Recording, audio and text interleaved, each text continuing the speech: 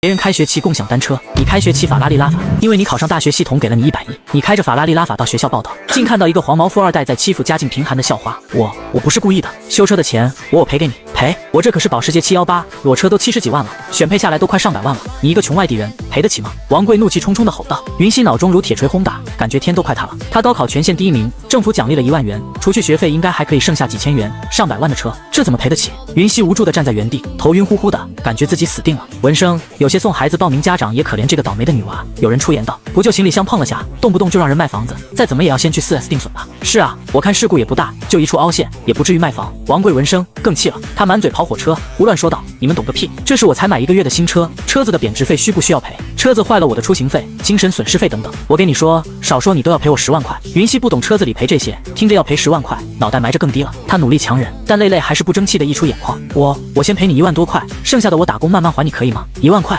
连零头都不够，打电话让你父母筹钱。王贵厉声地说道。他心中莫名的一喜，看来可以在他身上狠狠敲一笔钱，这钱刚好也能作为他大学泡妞的启动资金。王贵看着埋头不吭声的云溪，他大声道：听见我的话没有？让你父母赔。低着头的云溪肩膀轻微的颤抖，没有说话。打电话给你父母，让你父母来。装什么可怜？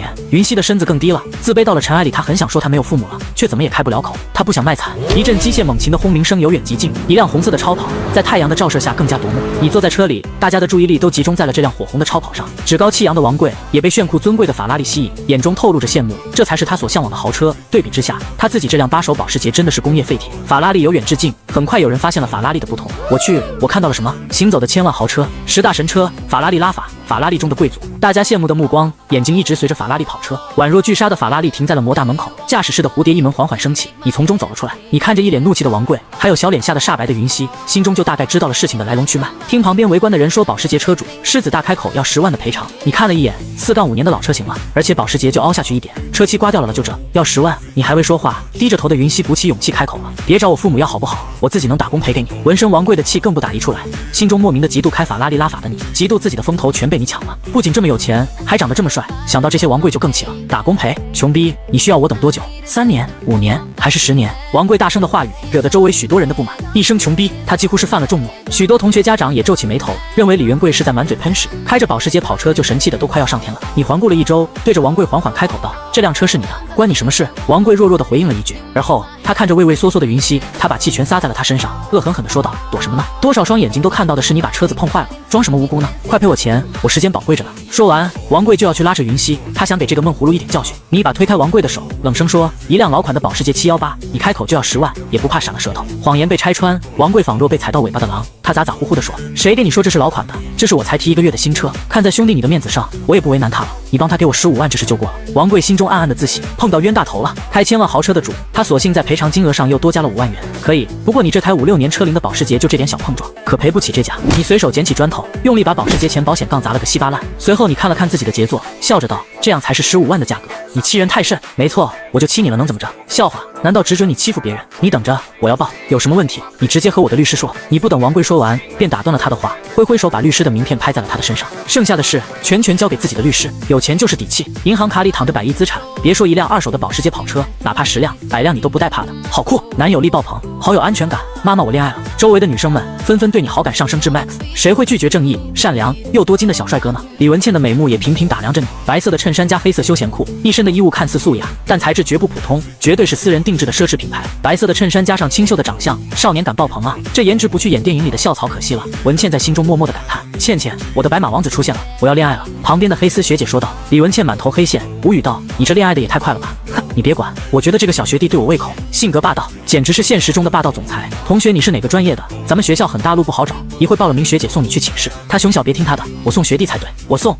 周围无数拿着录取通知书的男生们欲哭无泪，为什么接待自己的都是男人，而那些漂亮学姐都争着去接待开法拉利的你了？此刻的王贵看着周中的律师名片，想多骗点是不可能了，所有人都在看他笑话。这事没完，他恶狠狠地瞪了一眼云溪，看着你在黑丝学姐温馨的接待，不仅主动提行李箱，还就近给你买了瓶气泡水。这一刻，整个大门口报名的全部男生都对你羡慕到极点，差距太大了。升入大学的第1天，大家就感觉到了和你的差距。虽然你并不在乎学姐，但有一说一，黑丝学姐的服务真的贴心。到了寝室，她当着同寝室另外3个男新生的面给你铺床，床铺好了又把她行李箱里的衣服一一拿出，看到你衣服皱巴巴的，又细心的把衣服重新抚平，再把衣服全部叠得整整整齐齐放进了衣柜。你在她身后欣赏着黑丝学姐起起伏伏，你很清楚黑丝学姐图你什么。对这类喜欢物质的女孩，换做以前是穷学生的时候，你肯定非常痛恨；但当拥有100亿资产后，对这类拜金的女孩谈不上讨厌，当然也谈不上喜欢。反正你来我往，各取所需，大家谁都不吃亏就行。往日屠龙的少年终成恶龙。寝室内，另外3位室友目瞪口呆地看着极其离谱的一幕，感觉他们的三观被毁灭。女神级的妹子给男人铺床收拾衣服，这是他们曾经做梦都不敢想的事，如今真实的发生在大家的身边，完全让他们不敢相信。忙完的黑丝学姐额头冒出了微微的细汗，香汗淋漓。王妍妍的心中有种小期待，心想自己这么努力的收拾，学弟一定会夸夸自己吧，然后再主动要自己的联系方式。楼梯口，王妍妍抬头仰看着身高183的你，眼中透露着期待。你只是微微一笑，谢谢学姐，下回有空请你吃饭。说完，你就转身想回去认识认识新舍友。这就完了？王妍妍满脸的失望，一点都没诚意，还说请人家吃饭，连联系方式都没有，请个鬼啊请！学弟加个 V 吧，在魔都我可以当你的导游。王妍妍说道。你嘴角上扬，小样，还想和我玩欲擒故纵？一进宿舍门，3双眼睛就直勾勾的看着你。好家伙，他们是想拜师学艺？可以啊兄弟，不声不响就把漂亮梅姐拿下了，还调教的这么听话，教教我们呗。教不了，我们就普通朋友。你如实的回答，心中想着这怎么教？除非你也能单手开法拉利。谦虚了兄弟，学姐为你忙前忙后这么久，肯定对你有意思，过不了几天，你俩说不定就成男女朋友了。4人你一句我一句，寒暄起来。突然拿着手机的室友黄子成骂了一句：嘿，这人渣真的把男人的脸都丢完了。说着就把手机给3人看。魔都大学校内论坛，有围观学生把保时捷索赔事件发布上了校内网。保时捷718学弟嚣张言论，穷人就是事多，喊话女生索赔天价。保时捷718车嚣张跋扈，让女孩卖房赔钱。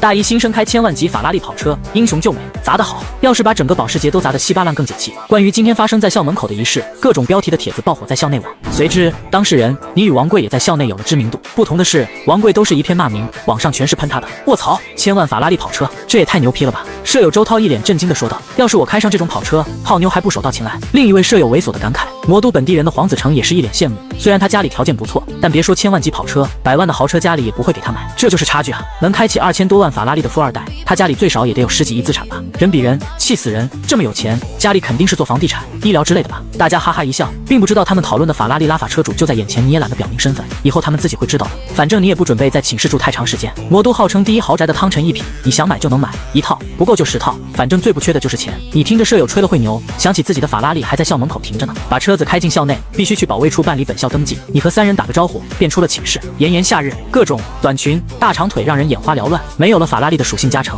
但长得帅的流油的你走在大学校园，也依旧吸引了许多女同学回眸。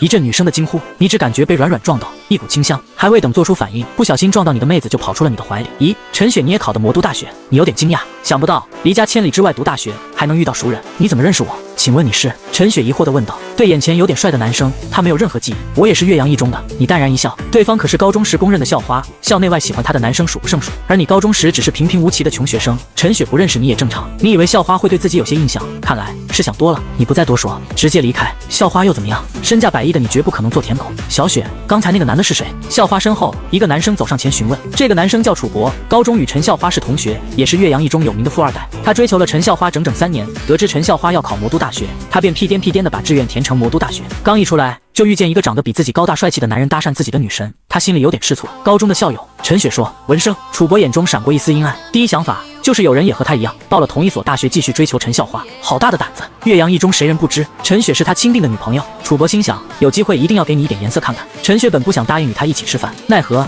陈雪与楚博的2人父母是世交，老是拒绝他不好，索性同意了楚博的软磨硬泡。他内心是非常讨厌楚博，只是碍于情面没有表现得太明显。你和楚博2人一前一后走出校门，楚博一眼就认出你，刚才就是他。他心中冷笑，在陈校花面前却装着一副很绅士的样子。同学，小雪说你也是岳阳一中的。他没注意到陈校花听他喊自己小雪，脸上很嫌弃。是啊，怎么了？你是在这等车？刚好我有宝马5系，要是顺路的话，我可以载你一程。楚博装逼的说道。特别是我有宝马5系6个字，说得非常大声，周围不远的人都能听到。感受到大家的震惊，他表情逐渐嘚瑟，继续说道：你不要不好意思，大家都是同一个老家出来的，要互相帮助。坐宝马总比挤公交地铁舒适。话毕，楚博脸上写满了得意与炫耀之色，拿出宝马钥匙一按，路边的宝马5系车灯闪烁。我去！周围的大学生们都被震惊到了。大学就开得起宝马5系，虽比不上法拉利，但是对于普通人来说也是很屌的。他们看着楚博，满脸都是羡慕，怪不得他长相一般。身旁的女生却国色天香，享受着大家羡慕嫉妒恨的表情。楚博心中万分得意，找回了曾经在高中装逼的快感。大学第一天就装逼真的是爽啊！不用了，你摇头拒绝。对方话里话外都暗藏玄机，表面是好意送自己，背地里却是在装逼打脸。这小子想把你当背景墙，当他装逼的踏脚石。我的宝马5系可是花了50几万买的。你应该还没坐过这么贵的车，可以体验一下。楚博脸上写满了傲然，小子，你和我们根本不是一个世界的人，还想追求陈雪，简直癞蛤蟆想吃天鹅肉。我自己有车，什么车？这么热的天气共享单车，你不怕中暑啊？楚博略带讥讽。你大步向前，火红色的法拉利炫酷亮起，不远处围观千万跑车的人群知道车主来了，只好散开让出一条道。宝马5系车我没坐过，我从不坐价格低于500万的车子。你边走边说。你打开蝴蝶门，俯身坐了进去，轰的一声，引擎猛兽般的咆哮声响起，诉说着他拥有最顶尖的动力。刹那间，空气变得安静。3秒后，嘈杂声响起。卧超，法拉利车主这么年轻，2000多万的法拉利拉法，太让人羡慕了。众人看着炫酷的法拉利拉法，大家羡慕不已，亲眼目睹情敌开着法拉利跑车。楚博仿佛吃了一颗老鼠屎，脸色难看到了极点，自己被无情的碾压。刚才还在你面前装逼，使劲的炫耀，哪曾想打脸来的这么快？你居然开着2000多万的法拉利超跑，你这哪是坐不起50万的宝马呀？那是别人根本瞧不上这种低端车。这一瞬间，楚博尴尬到了极点，自己在陈校花面前丢人丢到家了。他好不容易把陈校花约出来，可惜这饭是吃不成了。他趁着大家的注意力还在法拉利上，灰溜溜的跑了。车上，你本是办理车辆入校登记，哪曾想半推半就装了个逼。既然如此，干脆在魔都转一圈，熟悉熟悉新环境。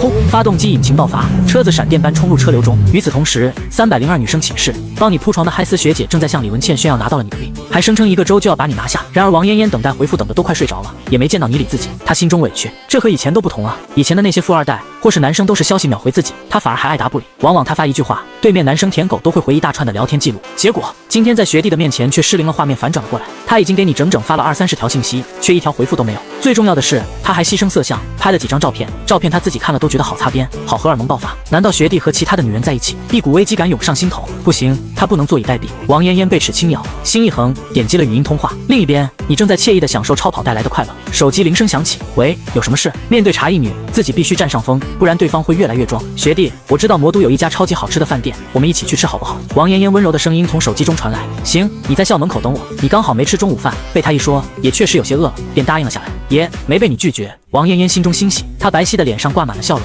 那笑容就和那些舔狗男生得到她回复以后的笑容同出一辙，俗称舔狗迷之微笑，局中人体会不到。同寝室的文倩却看得清清楚楚，她在心中感叹，连系花王嫣嫣都逃不过成为舔狗，要是被那些追求她的男生看到这幕，恐怕男生们会疯骂。文倩与王嫣嫣并称魔大舞蹈系的2朵金花，在论坛被男生们称为舞蹈系系花，她们那柔软的身姿与长腿，不知迷倒了多少男性同胞。你接了语音后，发现里有几十条未读消息，学弟喜欢吗？今天这条原味，学弟可以拿去收藏。学姐，我有好多种样式的袜子，可以穿给你看看哦。配图10几张各式各样的自拍，各种颜色的丝，妖精特吗？这让我怎么顶得住？你心中一阵火热，本就是精力最足的年龄段，正是对异性好奇，喜欢探索新鲜事物的时候，遇到这些擦边诱人的自拍图片，谁顶得住？先让你嘚瑟下，以后有你哭的时候，你压下欲望，油门一踩，法拉利冲向魔都大学的方向。对于送上门的漂亮女人，你当然不会拒绝。现在卡里拥有100亿存款，4亿生活是你的本心，快乐才是最重要。你直接回复穿。到了大学门口，此时的王嫣嫣正挎着包包站在大路路口，她性感的穿着让经过的异性忍不住去观望她。不愧是学舞蹈的，王嫣嫣那身材与容貌绝对算是拔尖的那一批。她很早熟，知道自己的颜值高，也知道自己想要的是什么。她从不掩饰对金钱的渴望，但她的要求也是出奇的高。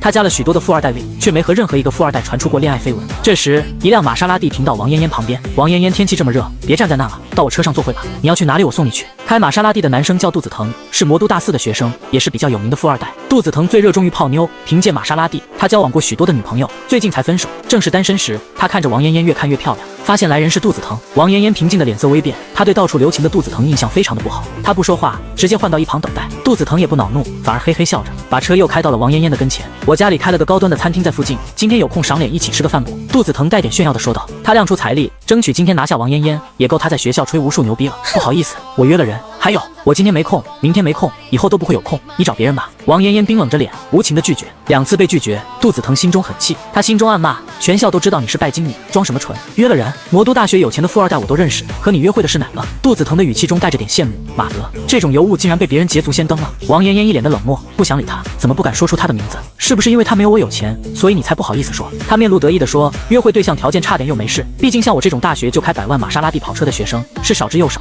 没必要拿别人和我比。王嫣嫣撇嘴，感觉这只围绕身边嗡嗡嗡的苍蝇烦得要死。白马学弟怎么还没来呢？我可是特意穿了他喜欢的。一辆红色法拉利从远处快速行驶而来，我靠，法拉利拉法！杜子腾在车里看到法拉利后无比的兴奋，瞬间尖叫出声，要炸天，超级酷炫！杜子腾本就是爱车之人，而他最喜欢的超跑品牌就是法拉利。此刻开着100万玛莎拉蒂的杜子腾眼神中充满了羡慕，而后他愣愣地看着王嫣嫣坐进了法拉利的副驾驶，他惊呆了，尤其想到之前还在王嫣嫣的面前装逼，是不是他没有我有钱？现在想起这句话，杜子腾恨不得给自己2耳光。这一瞬间，杜子腾豁然开朗，怪不得王嫣嫣看都不看他一眼，原来找了个超级有钱的贵公子。他看上的女人上了别人的车，杜子腾面如死灰地看着远去的法拉利的影子。喜宿主解锁千称号夺人所好，奖励高档西餐厅1家。恭喜宿主获得技能单手超跑，暴击奖励特殊豹子车牌1个，系统奖励的物品都会合理的送到宿主手中，宿主可放心使用。系统的提示音一完，你愣住了，原来这系统不仅给100亿，还会奖店铺、车牌那些，以后说不定还有更多意想不到的收获。随后沉浸在系统消息的你，不自觉的直接把手拍在了副驾驶王嫣嫣的圆润网袜长腿上，真不愧是练舞蹈的，这手感真的棒，你坏死了！王嫣嫣脸上泛红，伸手打掉了咸猪手。怎么，刚才在网上就是口嗨王者，聊得我热血沸腾，一见面怎么就怂了？你边开车边说道，发展的太快了，我怕。王嫣嫣弱弱的说道，你眉头一皱，怕就听话，一天少给我发点那些擦边照片，只管造火不管消火。嘿嘿，我才不管呢。王嫣嫣伸出大长腿，继续说，当，我穿网袜漂亮吗？王嫣嫣的腿长是真的长，腿型不似竹竿那种，她的形腿圆润又显直，属于种不瘦也不胖类型的。这腿加上渔网袜，也有一番风味。不得不说，她这腿型是你见过最好看的。腿伸这么长干啥？都伸到我这边来了，想我摸你腿就直说，你不要脸的又多摸了几把，过了把瘾。王嫣嫣红着脸蛋，哼，你不就想看网袜吗？我这么听话，你不仅不夸人家，还占我的便宜，真坏。饿了吧？看在你这么听话的份上，我请你吃大餐。你笑道。刚好路过一家5星级酒店，酒店门口停着许多豪车，宾利啊、劳斯莱斯，还有几辆跑车。这种5星级酒店门口只允许超豪华级车辆才能停放在地面，不够格的车辆只能停地下停车库。你开着2000多万的法拉利拉法，只开到了酒店的门口，门童一看是法拉利，急忙把空车位上的禁止停车的路障取走了。到了5星级酒店，王嫣嫣心中忐忑不安，学弟这是要干什么？开个房间吗？虽然他默认随着时间推移，两人早晚会走到这一步，但是今天就开，这发展进度也太快了吧！王嫣嫣硬着头皮找了个烂理由，吞吞吐吐的说道：“学弟，我那个还没走呢。你脑袋一天在想什么？你觉得又好气又好笑，直接给他小脑袋一个弹指。谁说来酒店就必须是开房？这里有私厨的好吗？我们今天只安心吃饭，不谈婚事。”哦，好的。王嫣嫣乖巧的点头。她虽然是物质的女孩，但她是个好女孩，平时喜欢发些擦边的照片。其实她连初恋都还在。两人来到餐厅，你把菜单递给她。王嫣嫣一看直呼珍贵，她看着菜单上动辄几百上千的菜单价，只感觉脑袋眩晕。她只是个普通家庭的学生，身上的爱马仕包都是她存了1-2年才买的，哪曾想5星级酒店随便的一个私厨特色招牌菜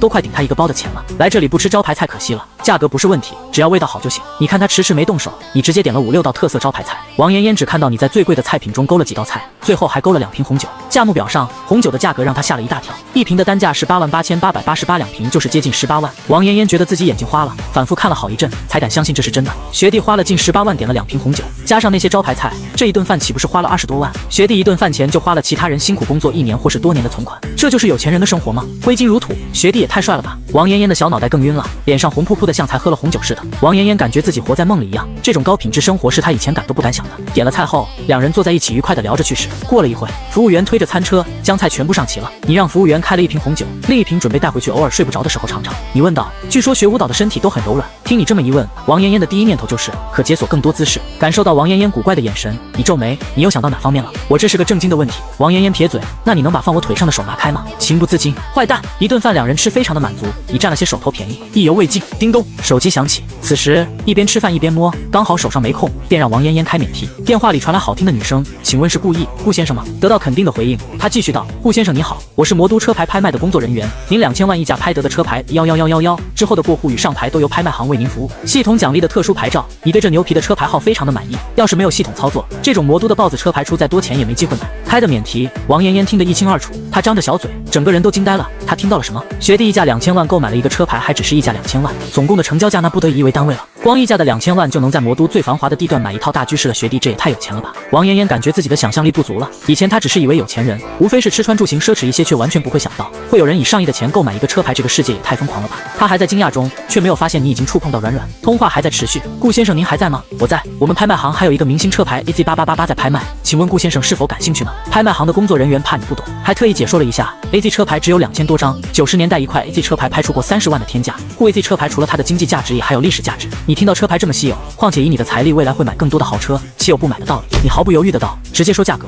AZ8888车牌的价格是500万，你直接说这么便宜，买了，我在喜来庐5星饭店，你直接过来吧。工作人员挂了电话，直接惊呆了，500万的车牌还便宜。AZ8888对比他溢价2000万购买的牌照确实是不值一提，但500万也不是小数目啊。他想到，要是我有500万肯定买房子。这一瞬间，他对你好奇了。听电话里的声音，顾先生应该比较年轻。他拿起镜子就开始补妆，等下可是要见顾先生，他要把自己打扮到最完美的状态。王嫣嫣还没缓过神，就听到学弟500万又买了个车牌，有了前面1级的车牌，500万再买个车牌，让他没太多吃惊了。他回过神，才感觉酥酥麻麻，轻轻拍掉了软软上的咸猪手，脸色通红，不许乱动。你笑道，我就放上面，不动。呸，臭不要脸！两人打情骂俏，旁边不远处听到通话的中年男人们语带讥讽，哈哈，还溢价2000万买了11111车牌，哥这唱双簧呢？现在的年轻人太浮躁了，一天近白日做梦，一点都不干实事。其中一个男子腰上别着宾利钥匙的人直接说道：“小姑娘，别被这小子骗了，11111的车牌根本不可能拍卖，拥有这车牌的人在魔都商界可是有头有脸的人物，他根本不差钱，所以这是在你面前作秀呢。”宾利男说完，还有意无意地露出自己挂在裤子上的宾利钥匙。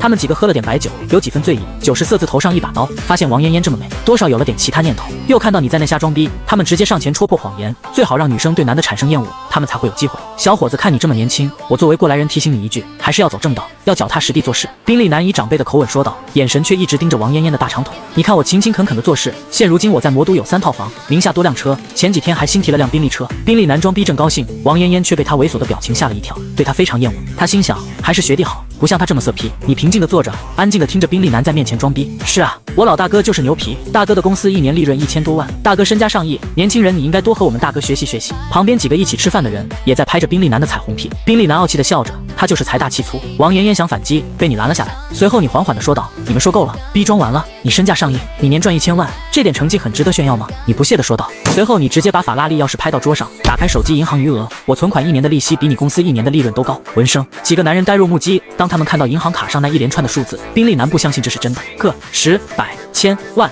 10万、百万、千万、亿、10亿、100亿，他整整数了3遍，真的是11位数的存款。他们看到了什么？一个年轻人的银行卡里拥有100亿存款。我的老天爷啊！他们全部被吓得够呛，他们根本想不到，随便装个逼，竟然装到大佬头上，踢到钢板上了。这一刻，他们只感觉身体发软，酒也醒了，失魂落魄的瘫倒在地，口中不断念着100亿啊，100亿啊！小插曲结束，由于喝了点红酒，法拉利是开不成了。你打了个车，让王嫣嫣自己回学校，你接下来还要处理上牌的事。法拉利车前，身穿职业装、黑丝高跟鞋的拍卖行美女，胸前抱着资料等待着你。出租车内，王嫣嫣又被深深震撼到，100亿11位的存款，她虽然亲眼没看到，都是从那几个男人听到的。她真的有100亿吗？王嫣嫣信也不信，信是因为你开着1000多万的超跑，简单吃顿饭花了20几万，溢价2000万购买车牌，这些都足以说明你家里不是一般的有钱。不信是因为一个18岁的大一学生卡里有100亿存款，这是多么荒诞！就算家里很有钱，也不可能给孩子100亿的零花钱吧？我怎么变得犹犹豫豫了？他以前一直是敢爱敢恨的性格。王嫣嫣笑了笑，有什么好猜的，直接问学弟呗。王嫣嫣拿手机直接打字，刚才那几个老色批说的是真的？你直接回了一句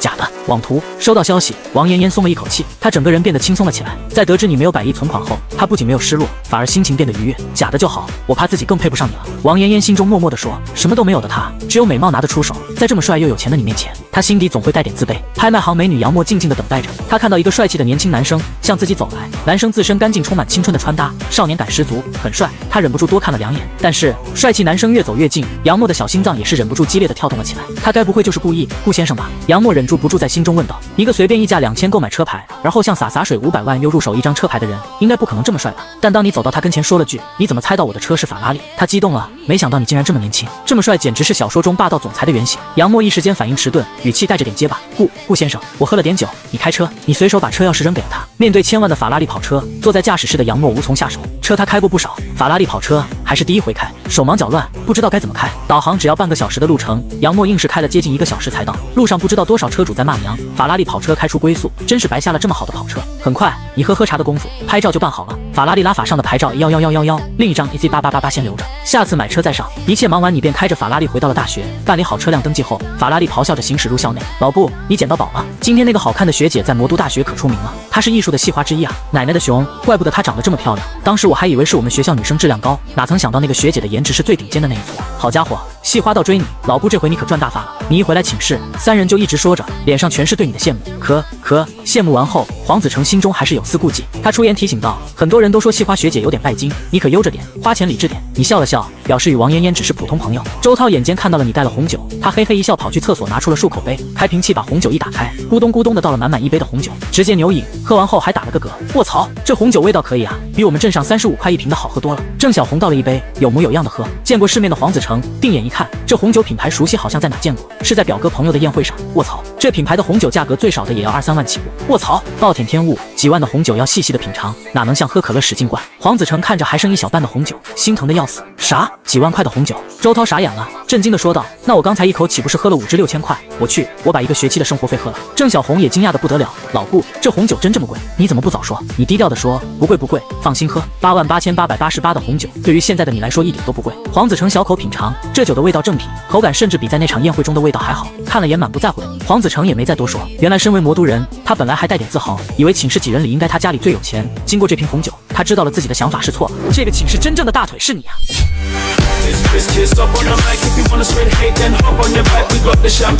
夜晚悄然而至，灯红酒绿的城市，夜生活开始了。你们几人刚一出宿舍，就看到了好几波来来往往的女生。郑小红看得目不转睛，笑呵呵的，小声的说：“咱们魔都大学的妹子质量不差。”你们四人边走边说，在学校大门的不远处找了个烧烤摊坐下。黄子成的女朋友也在魔都本地读大学，就读的学校是个2本，离魔都大学距离不远，10几公里。黄子成与女友通了电话，他们已经在来的路上了。他舍友来没？周涛急忙问道。黄子成笑道：“放心，都来了，机会自己把握住啊！”你们四人先点了些烧烤、啤酒，等待着。大约20分钟左右，4个女孩下了出租车。文欢，这里。黄子成朝女生的方向激动地喊道。周涛他们离得老远就看到4个女孩走了过来。周涛眼神发亮：“老顾，美女啊，长得也太漂亮了。最前面那个我先看上了，你们可不许抢啊！”你顺着方向看过去，领头的女生确实好看，尤其是眼睛是真的好看，眼睛像会笑一样，让人看到这双眼睛心情就会变得有些愉悦。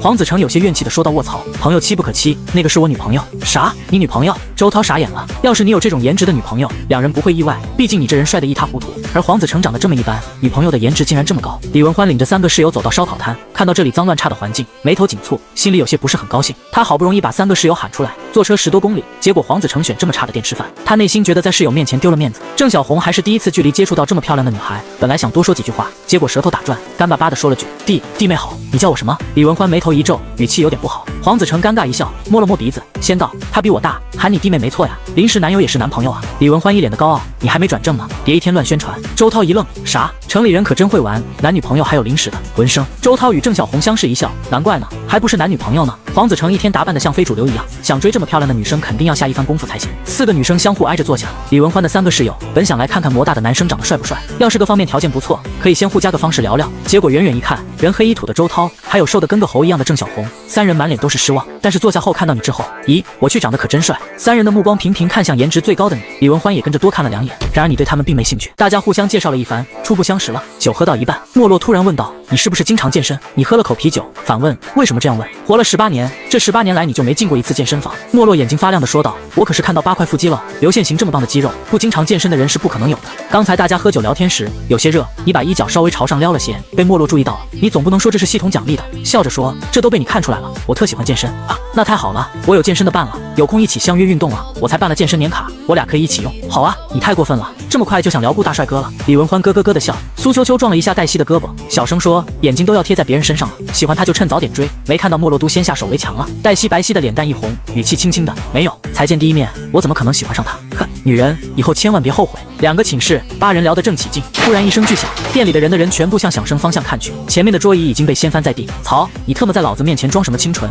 给脸不要脸是吧？几个男子一边骂着，领头的人一巴掌呼在短发女人头上，你皱起了眉头。这时候短发女生被打倒在地，你眼睛一缩，在她身后的个长发女生你认识，高中时期的校花陈雪。就在几分钟之前，几个醉汉看到清纯的年轻女孩，其中一人伸手就想去拉陈校花，猥琐的笑道：“陪酒多少钱一碗？”这可把陈雪气坏的，她同行的短发女生刘瑶骂了一句神经病，直接把男人惹怒了，一拳头打在刘瑶头上。接着另外的几个醉汉也纷纷加入，刘瑶忍着剧痛把陈雪挡在身后，让陈校花没有被波及到。领头的醉汉还不罢休，边打边嚷嚷：“我特么给你脸了，老子看上你是你8辈子修来的福分。”领头那个举着桌子就要砸，从来的都是被人簇拥讨好的校花，从来没遇到过这种事情。陈校花很无助绝望，周围吃饭的人也被吓了一跳，有的拿出手机报警，还有的拿手机照相录视频，太猖狂了，简直无视法律。英雄救美谁不想，但对方人多战斗力又强，明哲保身是正确的选择。我报警了，等警察来处理吧。马德，都怪我喝得头晕，身体没有力气了。有人说道。有的是魔大的学生，直接认出了其中一个女孩是校内网上的校花级女神陈雪，她的眼眶都红了。现场这么多人，只要一起上，绝对可以阻止醉汉们施暴。但是这种事情大家选择明哲保身，也不能怪别人。眼看着桌子就要打到刘瑶，你站了起来。3个室友喊道：“老顾别去，已经打了报警电话了，你别逞能。”你并不理会，直接冲了过去。放心，我练过，你根本没把这些混混放在眼里。在场的女生们悬着的心有了丝丝慰藉。红发女生看到了希望，这一瞬间，你仿佛是黑暗中的光芒。女生们看到只有一个念头，真的让人暖心，很难让人不爱啊！你已经冲了过去，速度很快，眼看着醉汉举着桌子就要砸下，你飞冲过去一个鞭腿，醉汉还没反应过来，便被踢了个狗吃屎，躺在地上如同死猪。这一下，周围打人的醉汉也反应了过来，找死！面对迎面大汉，你不退反进，根本不管打在自己身体上无数的拳头，你每挥出去的一拳，都狠狠地打在醉汉的脑袋上。巨响声一阵阵响起，七拳过后，近乎瞬间，他们都失去了意识。这还是你特意留了手，不然他们的下巴都要打脱臼。最先被踢飞的醉汉头脑清醒了过来，老子要砍死你！说着拿刀冲向你。看到这一幕，所有人心头一紧，心中祈祷你千万不要出事。你眉头一皱，看来还是太善良了，劲用少了。瞬间冲上去，你现在的力气根本不是这种酒囊饭袋能比的。一瞬间挥出数十拳，把醉汉直接打到吐血倒地才罢休。远处，黄子成被震惊的嘴巴张得老大，就这么一会，老顾就摆平事端。卧槽，这也太牛批了！周涛和郑小红也被震惊的瞪大眼睛，点头认同。这一刻，你仿若战神，让人们有种感觉，真像古代所向披靡冲入敌军的将军。看到这一幕，让许多女生忍住吞口水，好 man， 好有安全感。警笛声从远处传来，经过了解事情经过，加上群众们的作证，醉汉的行为被列出。见义勇为的你去警局做了个笔录，很快就完事。走出了警局，陪同你一起的几个人看到你走了出来，李文欢美目一亮，上前仔细看了看你的腹肌，咯咯咯的笑道：“行啊，你竟然这么厉害，害我们白白担心了半天。”莫洛惊喜的道：“哇塞，没想到你竟然还练过武术，以后可以教我吧？”黛西静静的没有说话，眼里却全是担忧。经过这一次的事情，几个女生对你更加刮目相看了。原来颜值就高，让他们会心生好感，再加上刚才那义无反顾的冲向前，一人勇敢面对施暴者，让你在众女的心中形象更上一层。感受到大家的关心，你微笑着路见不平，拔刀相助。我不能眼睁睁的看着他们被打。你生在红旗下，长在春风里，心中有正义。喂，等等我！你与室友带着4个女生正要离开，身后传来女生清脆的声音，一个长相可爱的红发女生呼哧呼哧的跑了过来，呼累死我了！你还好没走？她手中拿着件新买的衣服，那给你的。你没有拒绝，接过直接穿在身上。林莹莹目光扫过李文欢4个女孩，眼神中带着点敌意。这些女孩该不会也是仰慕她的吧？你刚才真是帅爆了，能留个联系方式给我吗？刷刷刷！周涛、郑小红与黄子成3人眼神中充满了羡慕。你是真的牛批，又被漂亮的女孩主动索要 V。行，你通过了他的好友申请，一个人回了寝室。至于周涛3人，他们是送女生们回学校了。刚发生了这档子事，临时男友黄子成也不放心李文欢他们几个女的回学校。郑小红与周涛都锁定了猎物，表示人多安全些，便厚着脸皮跟着送他们。宿主解锁新称号，见义勇为，奖励华西商业街10套门面。恭喜宿主获得人物属性加持，温尔文雅，温文尔雅，气质翩翩，风度不凡，使宿主拥有少年文雅的气质，使宿主颜值得到一定的提升。气质？你自言自语，你本来就自认为自己长得不差，带着些青春少年感的气质，如今得到了温文尔雅的加持，那颜值岂不是帅得冲出天际？照这样持续的解锁新称号，不出3年，你恐怕会成一个年少多金、颜值与才华并存的地球球草。球草顾名思义，就是地球上最靓的仔。过了好一会，你才平复激动的心情，给林莹莹赚了5000块。这衣服是奢侈品牌，挺贵的。备注：衣服钱。林莹莹秒回复：干嘛呀？我才不要，一件衣服而已，这是我给你见义勇为的奖励。衣服很好看，但我不喜欢欠别人的人情。而后又想了想，女孩也是一片好心，语气太硬容易伤她的心。你又打了一串字：有空你请我吃顿饭就行。林莹莹乖巧的回复：好，那吃饭你可不能再拒绝喽。魔都某别墅区，林莹莹收了钱后，感觉自己遇到了宝藏男孩，心情愉悦的她不由得哼起了歌。次日，辅导员昨天在班级群里提醒过，今天要军训。魔都大学的操场上，数以千计的大一新生穿着迷彩服站着军姿，天气闷热，大家汗水不停的流，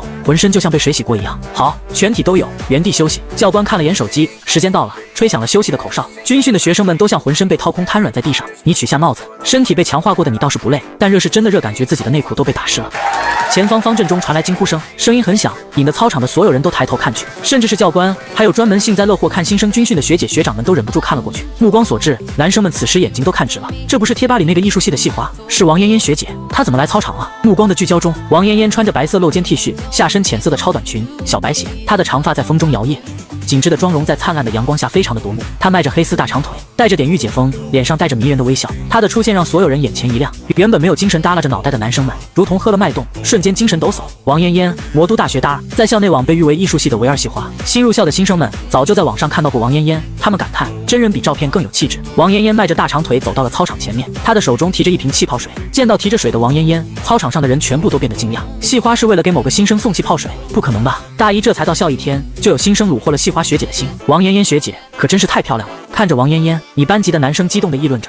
嘿，你们还不知道，王嫣嫣喜欢我们班的顾意。老顾，学姐的贴心服务来了。哎，老顾真是太让人羡慕了。同一个宿舍的几人羡慕嫉妒恨的语气说道。华，什么？竟然是送给他的？这不可能！虽然我承认你长得帅，但也不可能这么快就迷倒学姐了。我也不信。几个班级中的男同学说道。班级的男生都露出不可能的表情，认为周涛几人是在吹牛。网上都流传着王嫣嫣比较拜金，根本不是靠长得帅就能拿下的。但当王嫣嫣越走越近，直至走到你的面前，他们认清了现实，漂亮性感的学姐确实是来找你的。他们心中落空空的，有种失恋的感觉。王嫣嫣俏皮的眨眼，学弟，你的气泡水，天气这么热，喝冰水解热。这一幕让在场的所有人震惊了。系花学姐冒着大太阳给大一新生送水，所有人都不敢相信这是真的。经过王嫣嫣声势浩荡的送水，操场上的女生们都发现了，原来魔大竟然有如此好看的男生。妈耶，我恋爱了！这颜值也太高了吧！他长这么帅，怪不得漂亮学姐会主动送水。她旁边2个男人，一个瘦得和猴一样，迷彩服穿在她身上和伪军似的，还有个头发长得像非主流。这么一对比，你更耀眼了。看台不远处的学姐们黯然悔恨，我怎么没早点发现他呀？帅哥被那个拜金女捷足先登了啊！妈妈我恋爱了，妈妈我又失恋了。有人偷拍了你几张照发到了学校论坛，标题这届最帅新生，魔大的校草有人选了，很快就上了论坛的热榜。你这下彻底火了。之前法拉利事件你只被拍到了模糊的侧颜，在校内法拉利车主虽然火了，但大家都不知道法拉利车主是谁。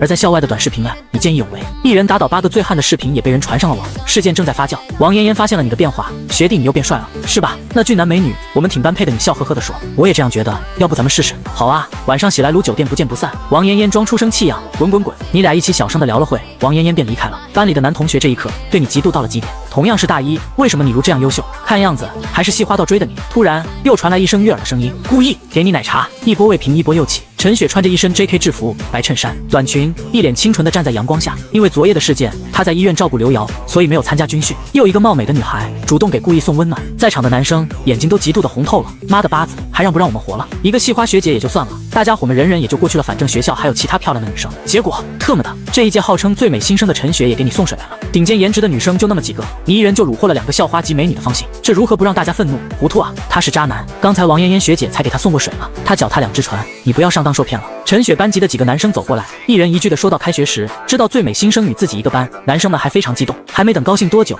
自己班的女神竟然给外班的男生送水，他们不能让校花往火坑跳。陈雪语气冰冷，关你们什么事？他送他的，我送我的，这不冲突。他把奶茶递给你就离开了，他还要去医院照顾刘瑶。周涛、黄子成与郑小红的目光聚集在你身上，卧槽，我被楷模，牛逼了！此刻已经无法用语言形容他们的感受了。王妍妍与陈雪该不会都在争抢你吧？这位同学，你既然有学姐了，就请你远离陈雪。一个长相小帅的男生说道，他的名字叫王松阳，与陈雪是一个班的。王松阳是陈雪的爱慕者，从见到陈雪的第一眼就对她一见钟情。你认为自己长得帅就可以脚踏2只船吗？王松阳出声质问。你淡然的道，抱歉，本人单身，何来的脚踏2只船？王松阳高声道，总之以后你不能再让陈雪给你送水，你配不上她。闻声，舍友黄子成上前说道，你特么有病，请你先搞清楚是陈雪主动送水的，有本事你让陈雪不送啊！王松阳也不甘示弱，陈雪现在还小，被她表面的颜值给迷惑住了，等她到了社会，她就会明白长得好看并不能当饭吃，只有有钱才是万能的。王松阳仿佛找到了巨大的自信，大声的道，你知道我家1套房多少钱吗？我家里的1套房，你们奋斗一辈子都买不起魔都的1套房。听到这些话，周边的同学都沉默了。王松阳的话虽然不好听，但他也没瞎说。王松阳语气变得十分嘚瑟，我家里的房子价值800万，这样的房子我家里有4套。他讥讽的看着你，你拿什么跟我比？他说完后十分神气的站着，他心里非常爽，4套价值800万的房，总价就是3200万，这是什么概念？几个女生听到王松阳家里4套房后，偷偷的向王松阳暗送秋波。哪怕王松阳长得一般般，但别人家在魔都有4套房啊，直接让王松阳在某些女孩的眼中变成了香饽饽。正当大家还震撼在王松阳的话中，学校的保卫走到了操场，保卫大叔大声的喊道，经济学的顾意同学在不在？你走出人堆，回答，是我。你的法拉利停在学校的树下，阻碍了学校的园林修剪，你快去挪下车。好，你说完便去移车，全程无视了王松阳的挑衅。看着你掏出法拉利钥匙，王松阳懵了，这怎么可能？外地人故意竟然开着法拉利上学，价格最低的法拉利跑车落地也要400多万。周涛、黄子成、郑小红与操场上的全部人都惊得目瞪口呆，完全不敢相信所听到的，你开的竟然是法拉利。大家消化了好一会才回过了神，有人倒吸一口凉气道，大一就开几百万跑车是什么标准？天花板的标准。卧槽，一出生就在终点。听到大家的话语，王松阳尴尬到了极点，不一会你就挪好车回来了。周涛上前询问，老顾，你法拉利价值多少钱？你是问车价还是牌照？周涛不理解，当然是车价了，我问牌照做什么？法拉利拉法2000多万，划2000多万能在魔都繁华点的地方买2套房了。男生们酸酸的看着你，心情复杂到了极点。此时王松阳恨不得找个地洞钻进去，自己炫耀家里的房子价值3200万，而人家开的车就价值2000多万。王松阳这纯属自己伸出脸让你打，被打了后他自己还要叫声好。老顾，你的法拉利是不是这辆？黄子成在论坛里找到了图片，是啊，整个魔都大学或者说是整个大学城开法拉利拉法的就你一人。尼玛，黄子成这回是真的对你佩服的五体投地。卧槽，法拉利的车牌是11111，你实在是太牛批了。他们听到了什么？法拉利的车牌是11111，就算是不懂车的女生也知道这种车牌的价值有多昂贵。车牌比车贵系列，一辆2000多万的法拉利拉法还比不上它的车牌贵，这就是有钱人的玩法了。快看我手机上的新闻，有媒体报道过，离11111是溢价2000万成交的，总成交价是1亿6800万。这一刻，他们真正的体会到了什么叫贫富差距，什么叫社会的毒打。所有人看向你的眼神带着无限的嫉妒，他这才是真正的神豪吧。王松阳已经绝望了，感受着周围怪异的目光，他浑身都不自在。他竟然在你这位神豪的面前装逼，3200万的房子很牛逼吗？不，神豪的一个车牌价值5个多3200万，自己与故意相比，简直自取其辱。王松阳低着头，灰溜溜地跑回了自己班级方阵。你的3个室友围了过来。3人之中，周涛说道：“我去，昨天晚上我的那瓶红酒真的价值几万块。报名时开法拉利英雄救美的人也是你吧？”不得不说，你真的低调，把我们都给骗了。老子要去给高中同学炫耀，我室友开着1000万的法拉利。网上斗手与快音2大短视频平台事件热度极高，视频一经播放，瞬间点燃了群众的愤怒，让刷到这视频的观众心都揪起。事情一经发酵，很快就受到大家的高度重视，店家的完整版监控录像也很快爆出，屏幕前的人们全都惊吓出一身冷汗。监控录像继续播放，身穿白色衬衫年轻人突然起身，飞奔冲向领头人，一个飞冲踢救下了人。而后大家看到无数的拳头、巴掌全部重重落在白色衬衫男生的身上，几个大汉的拉扯下，他的白衬衫都被撕得稀烂。面对几个大汉，男生没有丝毫胆怯，1拳、3拳、5拳、7拳，1拳就能打倒一个醉酒大汉。在这一秒，站在黑夜中衣服破烂的男生，仿佛就是天地间的光。哥们，好样的！这不比有些明星更值得追吗？世界上没有奥特曼，没有迪迦，却有平凡的白衬衫男生，我一个老爷儿们都觉得他帅。视频的最后，光来了，无数的人被感动了。少年单枪匹马，正义也许会迟到，但绝不会缺席。事情开始发酵，当然你对这一切都不知情，你还正在苦逼的军训。一时间，寻找白衣少年在全网传播，火到什么地步？热搜榜前10全是关于白衣少年，快音与斗手刷10个视频，有9个都是关于白衣少年。全国无数的女孩视白衣少年为偶像。魔都某栋办公楼会议厅的最前方，一个老者望着手底下的兵，语气严肃。还好有人站了出来，不然魔都的脸面何在？全国各地的同胞们又会如何看待魔都人？没有这个少年的出手，魔都的形象恐怕一落千丈。给我严查，挑事者特事特办，追责到底。会议即将散场时，老者语气变得稍微平缓。对于见义勇为的少年，我们不能够视而不见，该嘉奖就嘉奖。魔都大学操场，新生们刚军训完，正在阴凉处休息。周涛羡慕地问你，有钱人的生活是什么样的？你笑着回答，和你一样，吃喝拉撒睡呗。尼玛，能一样吗？你一瓶红酒几万，比我家1年的收入都还贵。农村出来的周涛一阵感叹。黄子成开口，有钱人的生活你根本想象不到。通过1天的相处，室友3人并没有因为你有钱产生隔阂，反而觉得你这个人太好了。明明家里这么有钱，却从来没有在大家面前炫富，也没有瞧不起他们任何人。特别是农村出来的周涛，感受特别深。周涛平时表面嘻嘻哈哈，心底却是非常的敏感，他也会很难过。有些自以为是的城里人总是歧视他，反观你，能开1000万豪车、上亿的车牌，却对人谦和，从来没看不起过他。哪怕他一口气喝了你半瓶几万的红酒，你反而说不贵，让他随便喝。活该你有钱，活该你受女孩子追捧。突然，5、6个身穿制服的人员出现在操场上，身后似乎还有摄影机与拿着话筒的采访人员。同学，请问顾毅同学在哪里？哦，他们班级方阵在那边，长得最帅的那个就是。男生看到这些人有些胆怯，托刚才王松阳装逼的福，他才知道你是谁。这么多警察找你做什么？一个大1的学生与警察会有什么关联？突然有人说了一句：“卧槽，该不会是犯事了吧？”说这句话的人是楚博，昨天他被你扫了面子，还失去了与陈校花的单独约会。他是个吃软怕硬的人，刚才他就安静的看王松阳挑衅，心中把你们2人都恨得要死，但楚博都惹不起。一个开着1000万法拉利，另一个家里房子3200万，他只有隐忍。现在楚博总算找到报复的机会了。在岳阳一中时，楚博也是学校响当当的人物，在学校根本没听说过有你这号人。你家里真这么有钱的话，在岳阳一中也不可能默默无闻。是了，楚博感觉自己抓住了真相，真相只有一个，你家里根本没钱，现在这些钱全是你犯事搞到的赃款。楚博继续大声说道，警察都来了，说不定故意犯了什么事。轰，这句话犹如炸弹，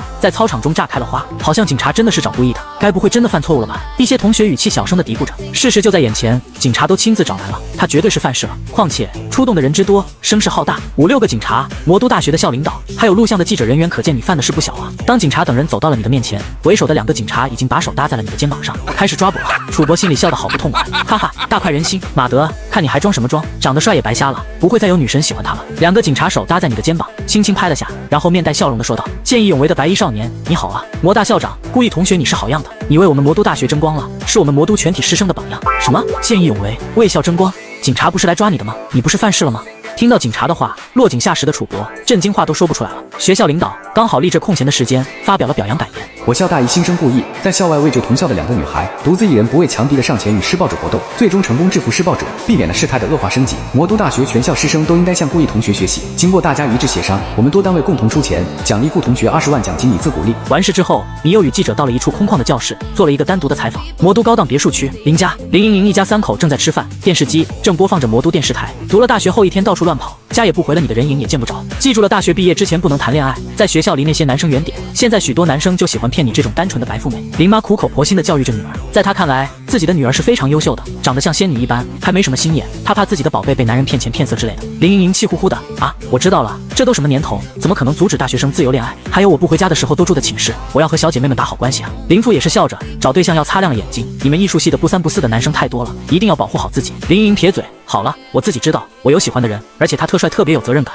就算是老妈你也不能阻止我恋爱的。哼。林妈出言的打击女儿的，帅能有什么用？最主要还是看人品，只要人品好，家里穷点也没事，反正我们家里不缺钱。正说着话，忽然电视上播放了打人的监控录像的视频。电视里只听主持人说道：昨日在魔都大学校门口的饰品店，7、8名大汉骚扰殴打2位女大学生。在这危机时刻，魔都大学经济学大一的新生挺身而出，见义勇为，孤身一人勇斗施暴者，成功把醉汉制服。我呼吁这段视频能唤醒更多人的热血，在能自保的情况下多帮助需要帮助的人，就如视频中的红头发少女与白衣少年。别墅内，林妈一眼就认出了自己的崽，那红头发女孩是你，女孩傲娇，哼，那肯定是。林爸笑道：好样的，我林家就是不能缺少这种正义感。莹莹爸爸为你感到骄傲，妈妈也以你为荣。新闻还在继续，我们台的记者也采访到了见义勇为的少年。以下是采访画面，你出现在画面中，打马赛克吗？记者默认了你想以此来出名炫耀，便爽快地说不打。那我戴个口罩。很快，戴着口罩的你再次出现在画面中。电视机前的女孩们心情变得不好了起来。啊，怎么这样？万恶的口罩，我和你不共戴天。看着新闻，林妈赞叹说：这个少年不仅有责任感，还长得挺好看的。听见你被夸，林莹莹高兴的眼睛弯成了月牙，是吧？他超级帅。林父意味深长的看了眼傻笑的女儿。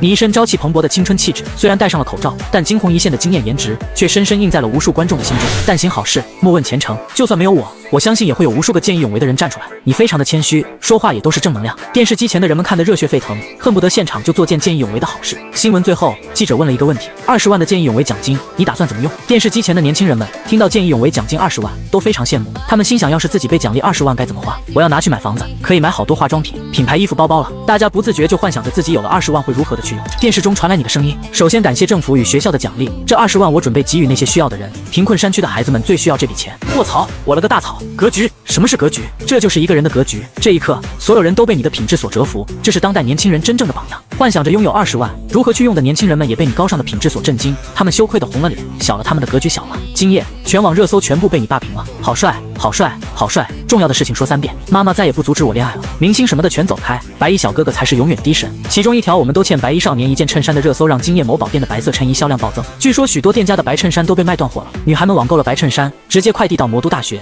收件人是白衣少年兽。见义勇为，品质高尚，颜值爆表，多种因素让你一夜之间成为无数年轻人的偶像。某中学，王冲穿着白色衬衫，兴高采烈地跑去上学，他要当着全班所有人的面宣布自己也是白衣少年。一冲进班级，发现全班48个人全部都穿着白衬衫，王冲当时就傻眼了，你们全是顾哥哥的迷弟迷妹吗？上课，这时班主任穿着一件白色衬衫走上了讲台，全班同学。魔都大学男生寝室，你躺在床上欲哭无泪，你真的不想出名啊？记者这个混蛋，说好的把前面没戴口罩那段剪掉，狗记者言而无信啊！第2天军训完，等了很久的王妍妍说要和你去校外逛逛，在无数人羡慕的目光中，你和系花并排走向法拉利，无论是男生女生都会忍不住看你们几眼。男生无比的嫉妒你有一个性感漂亮的学姐，而女生则是羡慕王妍妍，羡慕她与你这么暧昧，更羡慕她能坐上你法拉利的副驾驶。去哪？我们去华西街吧，那里挺好玩的。你点点头，刚好去看看华西商业街的10套门面，正好高档西餐厅也在华西街。法拉利行驶在路上，你一只手开车，无意间手搭在了王妍妍大长腿上。王妍妍无奈地看了下你，心里想着大的便宜都被占过了，就随你吧。很快就把车开到了华西街地下车库。先去看看我的门面。王妍妍乖巧的点点头，你这么有钱，在华西街有个门面也不奇怪。根据系统的提示，你很快就找到了自己的10套门面。门面的地理位置非常的好，在商业街的最中心，位置是这片商业街最好且最贵的位置，这个就是你的门面。王妍妍看着一家高级奶茶店，询问道：对啊。王妍妍惊讶地说：哇塞，你这门面也太大了吧，而且还是黄金位置，人流量这么大，做什么生意都好做。高档奶茶店内，杜子腾正吹着空调喝着奶茶，无意间发现了门外的你与王妍妍。杜子腾装出一脸微笑：嗨，王妍妍进来，我请你们喝奶茶。虽然他已经放弃追求王妍妍，但他心里还是看你不爽。听到熟悉的声音，王妍妍发现是杜子腾，就想离开。你搂着他的小蛮腰就走了进去，说道：外面太热了吧，加上我确实有点口渴，先坐会吧。你们喝点什么？不用和我客气，我是这家奶茶店的老板。杜子腾满脸得意的说道。闻声，奶茶店的顾客都惊讶的看向杜子腾，能在这黄金位置的商铺开一家奶茶店，光1年房租都接近100-200万了，再加上这种高档大气的装修，这家奶茶店投资不下于500万。有几个喝奶茶的妹子忍不住多看了2眼杜子腾，老板这么年轻的吗？还真是年少有为。送奶茶的店员刚好经过，拍着杜子腾的马屁，我们老板可厉害了，用他的商业模式，我们奶茶店一天净纯利润有4000多呢。我们老板说明年还要开第2家分店，5年内争取全国门店突破100家。听了店员话，让喝奶茶的年轻女孩子对杜子腾充满了崇拜。哇塞，小哥哥好厉害，看老板的样子也不大，和我们是同龄人，我们还在向家里要钱时，别人都日赚4000，年赚接近150万，好厉害。女生们毫不吝啬地夸奖杜子腾，杜子腾心中乐开了花，无形中装逼啊。他忍住脸上表情，撇撇嘴道：创业是真的难啊，开店初期我们遇到了无数的麻烦，这店差点都经营不下去了，还好经过我努力的寻找问题，让奶茶店走上正轨，成功盈利。说完，他看了一眼王妍妍，可惜王妍妍表情依旧，没有像其他女生那样露出钦佩之情。杜子腾又不屑地看了一眼你，败类，投胎投得好，要不是家里有钱，你就是个一无是处的废物，哪像自己大学还没毕业就已经经商了，并且还略有成就。杜子腾心中暗道，只会靠家里的废物，就让你知道我们有多大差距了。顾意我真的很羡慕你，家里这么有钱，想买啥就买啥，这辈子啥也不用干，只用啃老就行了。而我和你不同，我的家境没你好，但是我会努力的创业，我相信终有一天我会成为商界大亨。旁边2个年轻的女生赞叹道：“老板你真优秀，你比那些啃老族要厉害无数倍。”这时奶茶店走进来一位老者，杜子腾一看到老者，马上收敛了自身的洋洋得意，急忙起身恭敬的去迎接老者。老者是他的房东，当然这还不至于让杜子腾如此恭敬。能让杜子腾如此恭敬的原因是这一排10个门面都是这个老者的。华西街最繁华的10个门面，市值价值1亿6千万。在这个金钱至上的社会，杜子腾当然以老者为尊。老者姓刘，几天前他在外国的生意遭受到毁灭打击，差点破产一蹶不振，他只好无奈挂牌出售华西商业街的门面。在他的最危机时刻，平时的生意伙伴全部落井下石，想低价收购他的商铺，只有你1亿6千万收购，雪中送炭，解了刘老的燃眉之急。对收购他门面的你，他是心怀感激的。进入店内就看到了你，刘老还未上前问候，就看到杜子腾一脸谄媚的走了过来。刘老眉头一皱，不想理会卑躬屈膝的杜子腾。刘老你怎么亲自来了？这可麻烦您了，房租这点小事哪能浪费你的时间？小杜应该把房租你送到手上才对。杜子腾讨好的说道，故意你快起来，给刘老让个位置。结果你并不理会他。杜子腾急了，刘老可是在这里拥有10个这种门面，在海外也有数亿的资产，能给刘老这种10亿身价的人让座，是你修来的福分。要是刘老一高兴，说不定传授你些经商之道，或是介绍些人脉，对你家里生意都是有好处的。快起来！刘老都走到面前，你还坐着干什么？懂不懂尊重前辈？杜子腾焦急地说道。刘老走到你的桌前，正准备感谢，就看听到杜子腾一通不知所谓的废话，言语中充满对你的轻视。什么给自己让座是你的福分，还介绍人脉，传授经商之道，听得刘老火气瞬间就上了。你是什么样的存在？轻松拿出1.6亿现金，还能轻松解决想低价收购门面的大佬？毫不夸张地说，金钱与人脉，刘老深知自己自愧不如。胡闹！刘老气得胡子都歪了。顾少这种手眼通天，还需要我介绍人脉？杜子腾听到刘老愤怒的声音，他整个人都懵了。刘老称呼顾意为顾少，这怎么可能？顾意不就是一个家里有些钱的大一学生，这根本不合理。肯定是刘老年纪大了，老眼昏花认错了人。杜子腾好意出声提醒刘老，你是不是认错人了？他是魔都大一的学生，根本不是什么顾少。刘老眼神环顾了一圈，而后大声地说道，认错人，老夫还没有得老年痴呆症。刘老话语说完，走到你的面前，身子微微下低，顾少，谢谢你。你淡然地说道，互惠互利罢了。要不是您买了这10个门面，解了我的燃眉之急，不然我老刘晚节不保家破人亡。刘老语气十分激动，连奶茶店老板都要讨好的刘老，竟然对一个年轻人尊敬地称为顾少。看到这一幕，所有人都傻眼了，这是什么情况？你一看就是个大学生，怎么可能有实力收购1亿6千万的门面？这也太离谱了吧！还有1亿6千万收购10个门面，华西街的门面这么值钱，傻子才会把下金蛋的鸡卖了这一老一少，怕不是在这唱双簧？这一瞬间，只有深知刘老身份的杜子腾大惊失色，能轻松拿出1亿6千万现金的人是如何恐怖的存在？刘老身价10亿多，流动资金最多也就1个多亿，而你一个大一的学生，轻松就能拿出1亿6千万。杜子腾尴尬的要死，他这是在关公面前耍大刀，自取其辱。杜子腾知道自己彻底的输了，脸色变得一片惨白。此刻他终于明白，神豪的世界他想象不到。很快，穿西装的中介拿出合同，你和刘老拿笔签了字。在这一刻，华西街的10个门面正式易主。礼花漫天飘舞，门外等待的华西街物业人员拉响了手上的礼花。恭喜顾先生成为华西街的业主，这就是有钱人的牌面。华西街对出资2亿购买门面的你十分的重视，场面搞得恢宏大气，门外敲锣打鼓，舞狮等等，热闹非凡。看到华西街物业大张旗鼓的欢迎你，狠狠扇了刚才那些人的脸。我的天，这个年轻人真的花1.6亿买了10套门面，实在是太疯狂了。对于奶茶店的普通人，奶茶店老板杜子腾就是他们羡慕的成功人士，刘老更是他们仰慕的存在。而比刘老还牛逼的你，让他们直接仰慕的五体投地。奶茶店的全部女生都痴痴地看着你，奶茶店的许多男生则是心痛欲绝，因为他们的女朋友看着你的眼神全是崇拜，这令他们的心情和南极的天气一样拔凉拔凉的。王嫣嫣也一脸懵逼，她之前以为是1套门面，哪能想到是整整10套。要是让学校的女生知道，恐怕她们全部会疯狂吧，肯定会争先恐后的追求你。哎，学弟真的太优秀了，他真的能抓住吗？愣着干嘛？快去把房租收了。你说道。好，王嫣嫣随口答应，到现在她的脑袋都还是懵的，一心都想着你为什么这么优秀。时间已经到了饭点，两人肚子都饿，你和王嫣嫣随便逛了圈，就直奔自己的西餐厅去。西餐厅的位置就在商业界唯一的电影院对面，地理位置虽比不上自己的10个门面，但位置也绝对不差。德邦西餐厅一共2层，店内总面积800多个平方，是魔都大学城最知名的西餐厅啊！学弟你太厉害了，知道我喜欢吃这家西餐厅。我上次说好吃的餐馆就是这家西餐厅，味道棒极了，唯一不好的就是太贵了，我每个学期只敢来吃1次。来到了自己心心念念的西餐厅，王嫣嫣心情愉悦，双手抱着你的手臂，一个没注意，整个上身都贴在了你身上，一阵柔软与少女独有的体香令你陶醉其中，突然对再进一步有了迫切的期待。以后不会了，想吃你就来，就你天天吃我也养得起。哼，吹牛！这家店生意非常火爆，不提前预约的话，就只有排队，这一排就是3-4个小时，我可不想等这么久。不信，那我们打个赌，你输了今天一天都听我的。王嫣嫣皱着樱桃小嘴，那你输了怎么办？我不可能输，我输了的话，请你吃100顿德邦西餐。王嫣嫣咯咯咯的笑，成交。嘿嘿，学弟还是太嫩了。等进了店，他就知道自己输了。你与王嫣嫣才刚进店，后面又有一对情侣跟着走了进来。女生发现了王嫣嫣，咦，王嫣嫣，这要巧你也来这里吃饭？女生叫朱月，和她一起的男朋友是杨坤。朱月也是魔都大学艺术系的。杨坤看了一眼王西花身边的你，随后对着王嫣嫣点点头，算是打了招呼。3人还有一段渊源。大一时，杨坤整整追了王嫣嫣1年，最终爱而不得，退而其次和朱月谈起了恋爱。身边的朋友经常调侃他不如王嫣嫣，是他的替代品。这么久以来，朱越对这件事一直耿耿于怀。